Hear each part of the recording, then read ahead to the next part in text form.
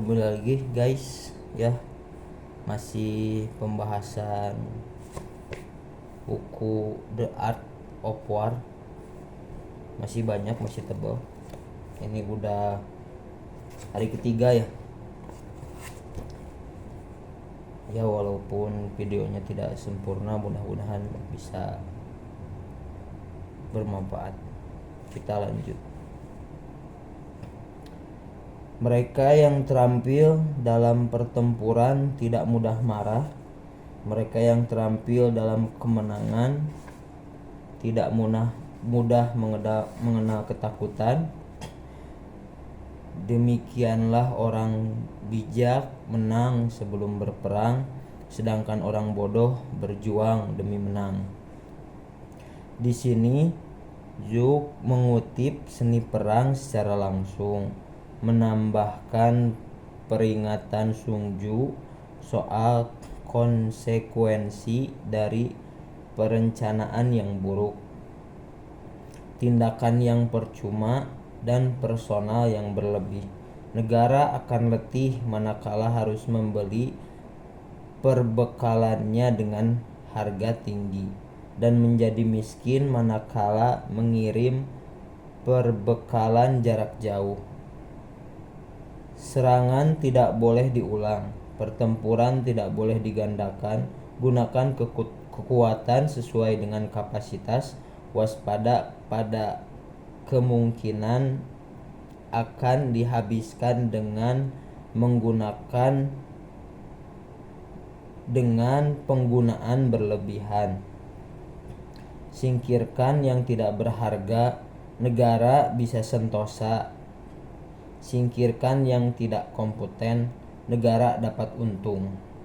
Zhu pada akhirnya melanjutkan tradisi Tao Ching, seni perang, serta guru-guru Huainan dalam memberikan kemenangan kepada yang tak terduga.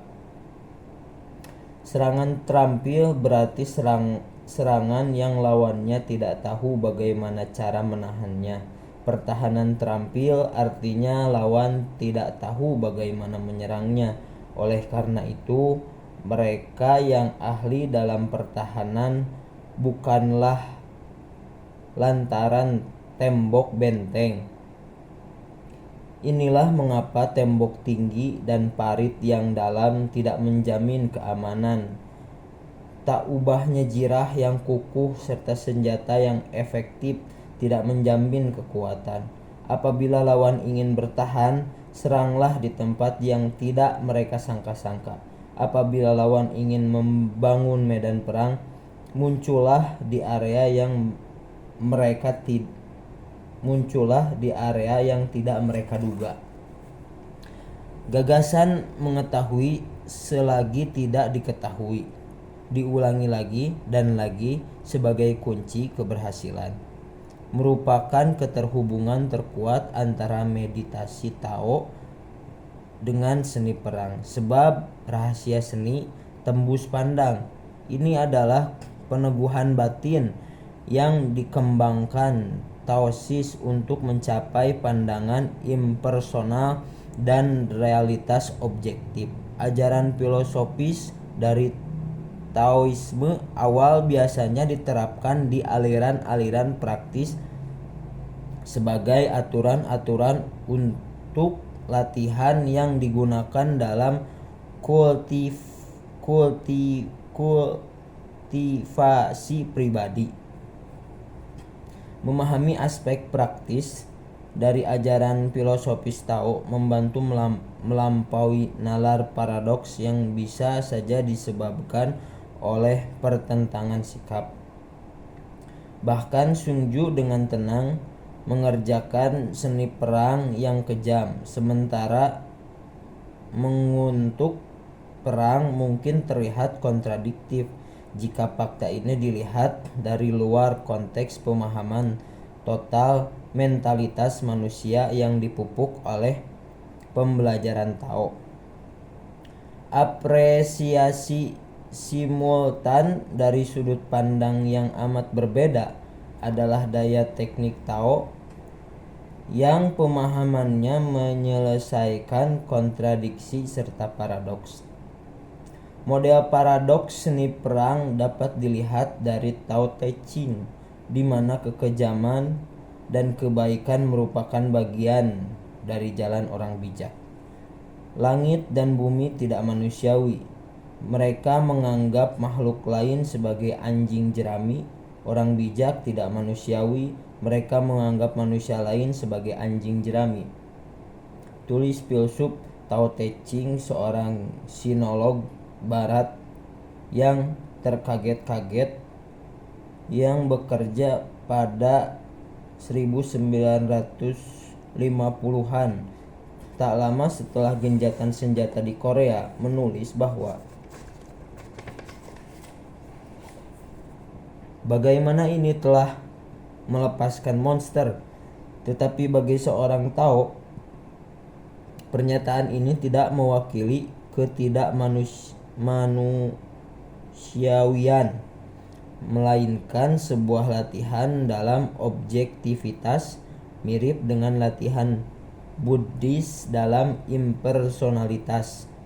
Dalam istilah modern, pernyataan semacam ini tak ada bedanya dengan pernyataan psikologi atau sosiologi yang membuat pengamatan bahwa sikap, pemikiran, harapan seluruh bangsa tidak dicapai semata-mata oleh banyaknya keputusasaan rasional yang independen, akan tetapi sebagian besar di bawah pengaruh faktor-faktor lingkungan di luar kendali individu atau bahkan masyarakat.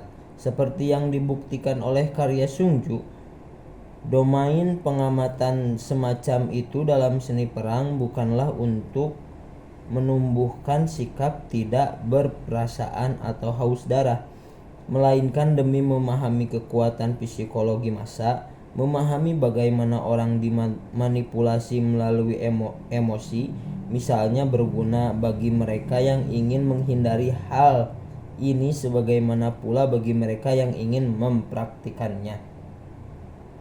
Dilihat dari sudut ini, seni perang tidak lebih merupakan persiapan bertempur alih-alih studi pengondisian dalam melanjutkan perbudakan dengan menganalisis secara menyeluruh faktor-faktor politik, psikologi, dan material yang terlibat dalam konflik.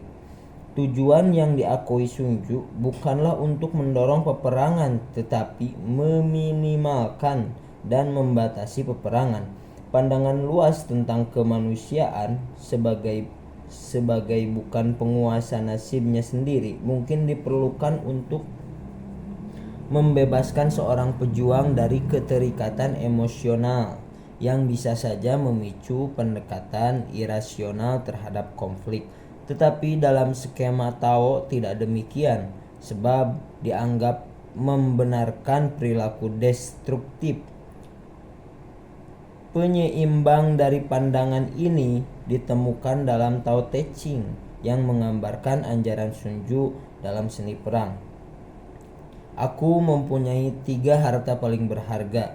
Pertama, kebaikan. Kedua, berhemat. Ketiga, tidak congkak agar didahulukan dari yang lain. Dengan kebaikan, orang dapat menjadi berani. Dengan kesederhanaan, orang dapat mencapai tujuan. Dengan tidak congkak, orang dapat bertahan hidup secara efektif.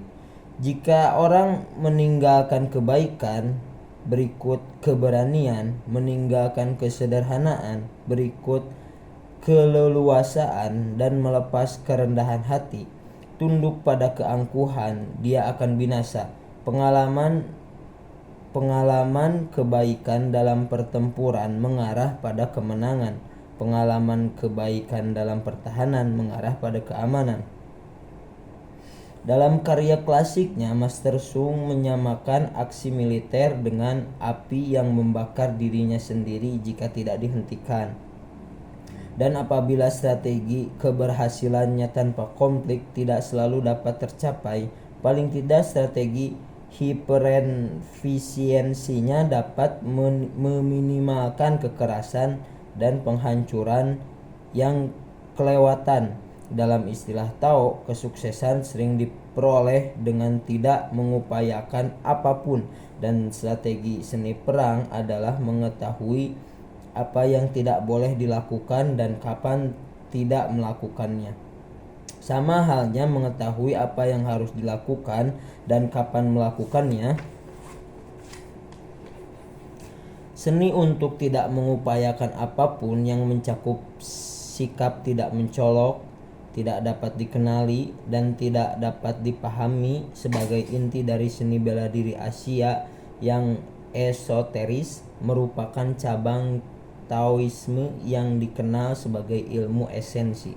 Seni berusaha yang mencakup teknik eksternal dari seni budaya dan seni bela diri termasuk dalam cabang Taoisme yang dikenal sebagai ilmu kehidupan.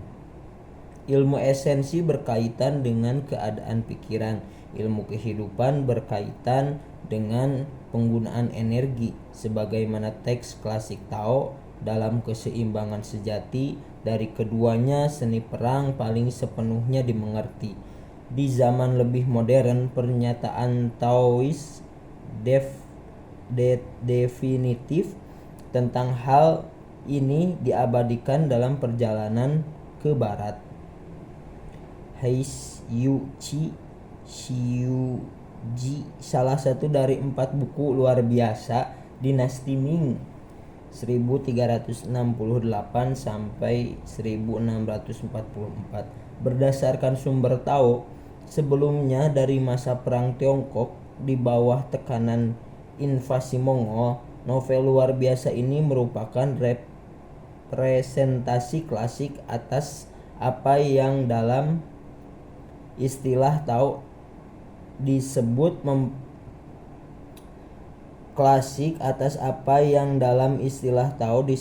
mempelajari ilmu kehidupan tanpa ilmu esensi, perkembangan material tanpa perkembangan psikologis yang sesuai, atau dalam istilah Sun Tzu, memiliki kekuatan tanpa kecerdasan. Tokoh utama novel seekor kera ajaib yang mendirikan peradaban kera dan menjadi paduka dengan menetapkan wilayah bagi bangsa kera. Selanjutnya Raja Kera mengatasi iblis yang membingungkan dunia, lantas mencuri pedang iblis. Kembali ke tanahnya dengan pedang iblis, Raja Kera berlatih ilmu pedang. Dia bahkan mengajarkan mata pelajaran kera kepada kaumnya untuk membuat senjata mainan dan instrumen kerajaan untuk perang-perangan. Sayangnya, meski jadi penguasa suatu bangsa, Raja Kera belum berhasil menjadi penguasa atas dirinya sendiri. Dengan penalaran primitif namun logis, si kera mencerminkan bahwa jika negara-negara tetangga memperhatikan permainan perang-perangan para kera, mereka mungkin menganggap bangsa kera sedang siap-siap berperang. Dalam hal ini, mereka mungkin mengambil tindakan pencegahan terhadap para kera.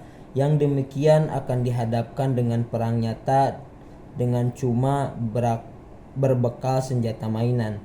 Maka Raja Kera dengan serius memulai adu senjata dengan bangsa lain, memerintahkan penimbunan senjata asli terlebih dahulu. Jika tampaknya membingungkan membaca deskripsi abad ke-13 atas politik abad 20, mungkin tak ubahnya seperti membaca buku suatu Alkitab yang menjelaskan taktik yang digunakan tidak oleh pejuang gerilya, tetapi juga oleh politisi berpengaruh dan eksklusif perusahaan masa kini. Mengikuti sudut mengecewakan dari Tao Te Ching dan seni perang, kisah sang Raja Kera juga menggambarkan suatu gerakan besar dalam pemikiran ilmiah modern setelah klimaks penceraian antara agama dan sains di barat beradab-adab lalu.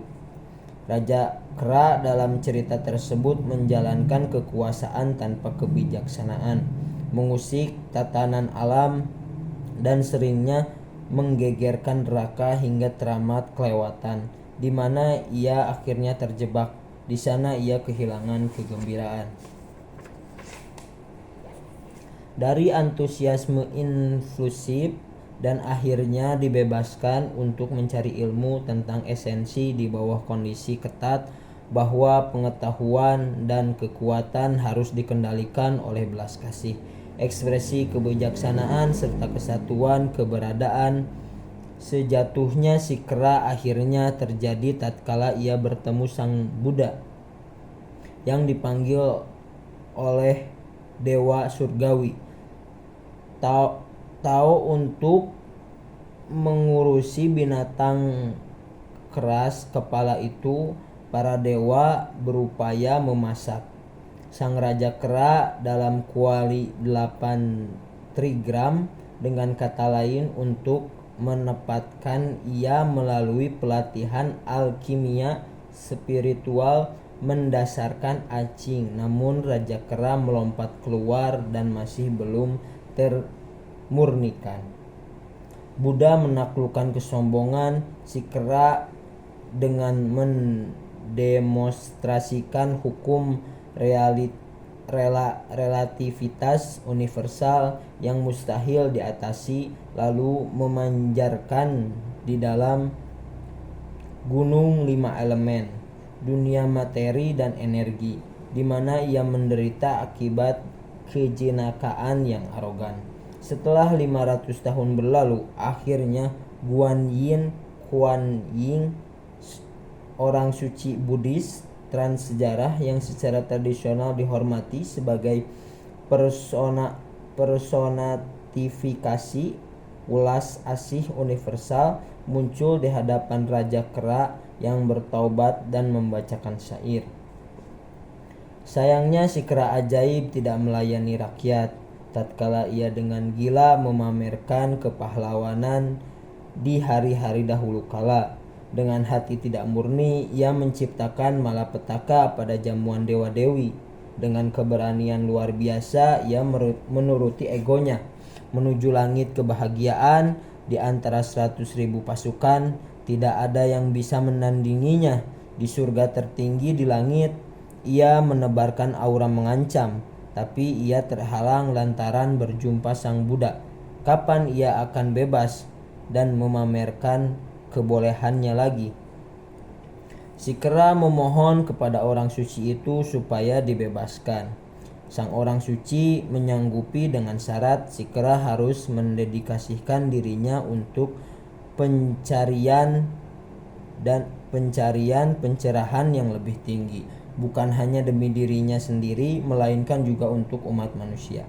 Sebelum melepas belenggu si kera untuk memulai perjalanan panjang ke depan, sebagai tindakan pencegahan, orang suci itu memasang sampai di kepala sang raja kera sebuah cincin yang akan mengencang dan menyebabkan si kera kesakitan parah tiap kali mantra tertentu yang memohon belas kasih diucapkan sebagai tanggapan atas setiap kenakalan yang diperbuat si kera.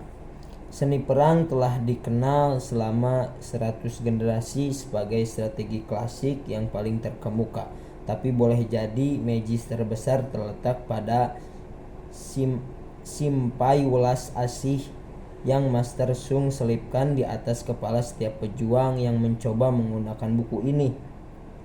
Dan seperti yang ditunjukkan sejarah, mantra sihir yang mengencangkan cengkramannya dilantunkan setiap kali seorang prajurit melupakan simpai tersebut. Struktur dan isi seni perang. Seni perang yang diserap pemikiran filosofis dan politik oleh Tao Te Ching juga menyerupai klasik Tao, hebat lantaran sebagian besar isinya berdiri dari untaian kata-kata mutiara yang biasa dikaitkan dengan penulis semi-legendaris dari balik bayangan. Beberapa penganut Taoisme menganggap Tao Te Ching sebagai transmisi pengetahuan kuno yang disusun dan dielaborasi oleh penulisnya. bukan karya yang sepenuhnya orisinal, dan hal yang sama mungkin juga berlaku bagi seni perang. Bagaimanapun, kedua karya klasik tersebut sebagai pola umum tema sentral yang berulang di sekujur teks dalam konteks yang berbeda. Buku pertama seni perang dikhususkan pada pentingnya strategi, sebagaimana yang dikatakan dalam karya klasik Acing. Pemimpin merencanakan sejak awal ketika mereka melakukan sesuatu, dan pemimpin mempertimbangkan masalah dan pencegahannya. Dalam hal operasi militer, seni perang mengangkat 5 hal yang harus dinilai sebelum melakukan tindakan: jalan, cuaca, medan, kepemimpinan, militer, serta disiplin. Dalam konteksnya, jalan Tao berkaitan dengan kepemimpinan sipil, atau lebih tepatnya hubungan antara kepemimpinan politik dengan rakyat. Dalam bahasa Tao dan Konfusianisme, pemerintahan yang adil digambarkan sebagai dijiwai dengan Tao, dan Sun Tzu, sang ahli bela diri, juga membicarakan tentang jalan sebagai membujuk orang untuk punya tujuan yang sejalan dengan kepemimpinan. Pengamatan cuaca. Pertanyaan tentang musim untuk beraksi juga berkaitan dengan kepedulian terhadap rakyat. Artinya, baik rakyat pada umumnya maupun personal militer, yang penting di sini adalah menghindari terusiknya kegiatan produktif masyarakat yang bergantung pada musim, dan menghindari cuaca ekstrim yang akan melumpuhkan atau merugikan pasukan di lapangan. Medan harus diukur dalam hal jarak, tingkat kesulitan perjalanan, dimensi, dan keamanan. Penggunaan pengintai dan pemandu asli penting di sini, karena seperti yang dikatakan Acing, mengejar buruan tanpa pemandu membawa seseorang menemui kegagalan. Kriteria yang ditawarkan seni perang untuk penilaian kepemimpinan militer adalah kebajikan tradisional yang juga kerap ditekankan dalam Konfusianisme dan Taoisme abad pertengahan: kecerdasan, amanah, kemanusiaan, keberanian, ketegasan. Menurut Cang Buddhis Hushan yang agung, kemanusiaan tanpa kecerdasan bagaikan punya ladang tapi tidak dibajak. Kecerdasan tanpa keberanian bagaikan tanaman kecambah tidak disirami. Keberanian tanpa kemanusiaan tak ubahnya tahu bagaimana menuai namun tidak tahu bagaimana menabur. Dua kebajikan lainnya, kepercayaan dan ketegasan, merupakan dua hal agar kepemimpinan memenangkan kesetiaan dan kepatuhan pasukan. Butir kelima yang akan dinilai disiplin mengacu pada koherisnya berikut: efisiensi organisasi. Disiplin sangat terkait dengan nilai-nilai amanah dan ketegasan yang dicari oleh para pemimpin militer, karena disiplin menerapkan mekanisme penghargaan dan hukuman yang sesuai. Banyak penekanan diposisikan pada pembentukan sistem penghargaan dan hukum secara jelas yang diterima para pejuang dengan adil dan tidak memihak. Inilah salah satu poin utama legalisme, aliran pemikiran yang juga muncul selama periode negara-negara berperang, menekankan pentingnya organisasi rasional beserta supremasi hukum ketimbang pemerintahan feodal yang personalistik. Setelah diskusi tentang 5 penilaian, seni perang melanjutkan dengan penekanan pentingnya muslihat. Sebuah operasi militer melibatkan muslihat, kendati kau kompeten terlihat seolah tidak kompeten, meski efektif terlihat tidak efektif, sebagai yang digaungkan dalam Tao Te Ching. Orang dengan keterampilan hebat terlihat tidak kompeten. Unsur kejutan amat penting untuk kemenangan dengan efisiensi maksimum tergantung pada beberapa beberapa mengetahui orang lain selagi tidak diketahui orang lain, sehingga kerahasiaan dan penyesatan dianggap sebagai elemen penting. Secara umum, pertempuran satu lawan satu merupakan alternatif terakhir dari prajurit yang terampil, yang menurut Master Sung harus siap tetapi mesti pula menghindari konfrontasi dengan lawan yang kuat. Ketimbang berupaya mengalahkan lawan secara langsung, Master Sung menyarankan supaya menjatuhkan mereka dengan langsung meringkus, menumbuhkan ketidakharmonisan dalam barisan mereka, memanipulasi perasaan mereka, lalu menggunakan kemarahan dan kebanggaan mereka pada diri mereka sendiri. Pendek kata pernyataan pembuka, seni perang memperkenalkan tiga aspek utama seni prajurit: sosial, psikologis, fisik. Bab kedua, seni perang. Tentang melakukan pertempuran, menekankan konsekuensi domestik dari perang, bahwa perang hingga ke wilayah luar, penekanan pada kecepatan dan efisiensi dengan peringatan keras untuk tidak memperpanjang operasi, terutama di medan yang jauh.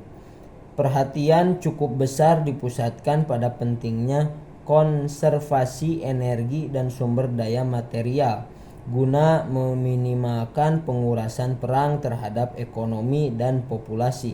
Sung Ju merekomendasikan praktik memberikan musuh dan menggunakan pasukan tawanan yang dimenangkan dengan perlakuan baik.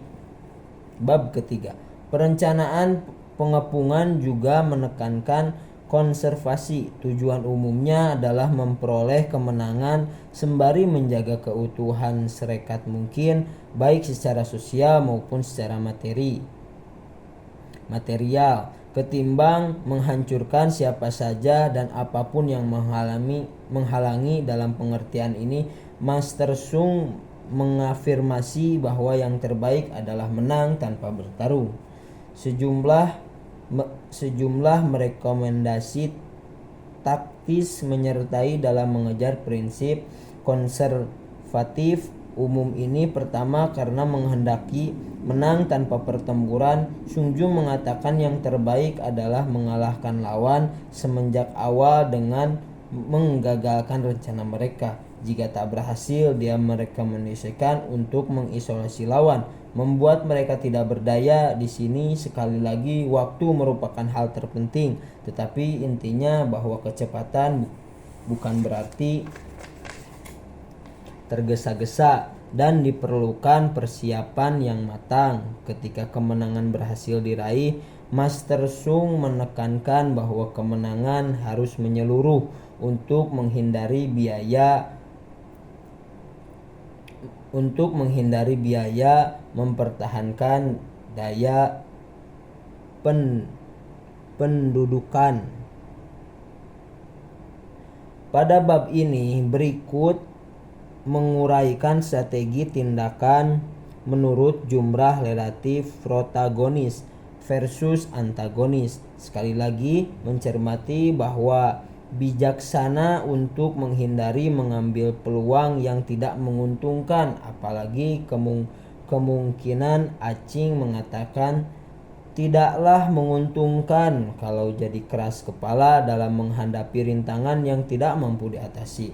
Lebih jauh lagi, sementara perumusan strategi bergantung pada kecerdasan sebelumnya, juga penting beradaptasi dengan situasi pertempuran sebenarnya seperti yang digaungkan Acing. Bila menemui jalan buntu, ubahlah jalan itu. Setelahnya engkau bisa melewatinya. Master Sung kemudian mencatat 5 cara untuk memastikan kemenangan, sesuai dengan pokok bahwa pejuang yang terampil bertarung hanya kalau yakin bakal menang. Menurut Sung, pemenangnya adalah mereka yang tahu kapan harus bertarung dan kapan tidak bertarung. Mereka yang tahu kapan mesti menggunakan banyak atau sedikit pasukan. Mereka yang perwira dan prajuritnya sepemikiran. Mereka yang menghadapi ketidakpastian dengan persiapan. Mereka yang memiliki jenderal cakap dan tidak dibatasi pemerintahan. Oke, kita lanjut ke part keempat besok. Sedikit aja dulu, yang penting kita bisa konsisten. Oke.